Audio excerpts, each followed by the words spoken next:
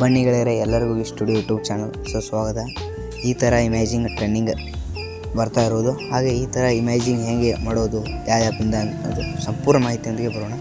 ಹಾಗೆ ನೋಡಿ ಫ್ರೆಂಡ್ಸ್, ಪ್ಲೇಸ್ಟೋರ್ಗೆ ಹೋಗಿ ಗ್ರೋಕ್ ಬೀಟ್ 3 ಎಂಬ ಆ್ಯಪನ್ನು ನೀವು ಡೌನ್ಲೋಡ್ ಮಾಡ್ಕೊಳ್ಳಿ. ಹಾಗೆ ಫ್ರೆಂಡ್ಸ್ ನೋಡಿ, ಓಪನ್ ಮಾಡ್ಕೊಂಡ ಮೇಲೆ ಜಿಮೇಲ್ ID ಅದಕ್ಕೆ ಲಾಗಿನ್ ಮಾಡಿ. ನನ್ನಲ್ಲಿ ಆಗಲೇ ಓಪನ್ ಆಗಿದೆ. ಹಾಗೆ ನೋಡಿ ಫ್ರೆಂಡ್ಸ್, ಇಲ್ಲಿ ಒಂದು ಪ್ಲಸ್ ಮಾರ್ಕ್ ಎಂಬುದು ಸಿಂಬಲ್ ಇದೆ. ಪ್ಲಸ್ ಮಾರ್ಕ್ ಸಿಂಬಲ್ ಮೇಲೆ ಹೊಡೆದು ನಿಮ್ಮ ಫೋಟೋವನ್ನು ತಗೋಬೇಕು. ನೋಡಿ ಫ್ರೆಂಡ್ಸ್, ಯಾವ ಫೋಟೋ ಬೇಕೋ ಆ ಫೋಟೋವನ್ನು ನೀವು ಆಯ್ಕೆ ಮಾಡಬಹುದು.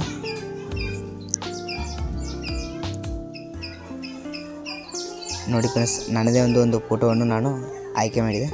ಹಾಗೆ ಫ್ರೆಂಡ್ಸ್ ನೋಡಿ, ಇಲ್ಲಿ ಏನು ಮಾಡೋದಂದರೆ ಕನ್ವರ್ಟ್ ಇಂಟು ಚಿಬಲ್ ಅರ್ತ್ ಎಂಬ ಸರ್ಚ್ ಮಾಡಿ. ಹಾಗೆ ನೋಡಿ ಸ್ವಲ್ಪ ವೇಟ್ ಮಾಡಿ, ನಿಮ್ಮ ಇಮೇಜಿಂಗ್ ಆ ಥರ ಹೇಗೆ ಬರ್ತದೆ ಅಂತ ನೋಡೋಣ. ನೋಡಿ ಫ್ರೆಂಡ್ಸ್, ಈ ಥರ ಇಮೇಜಿಂಗ್ ಸ್ಲೋ ಆಗಿ ಬರ್ತದೆ.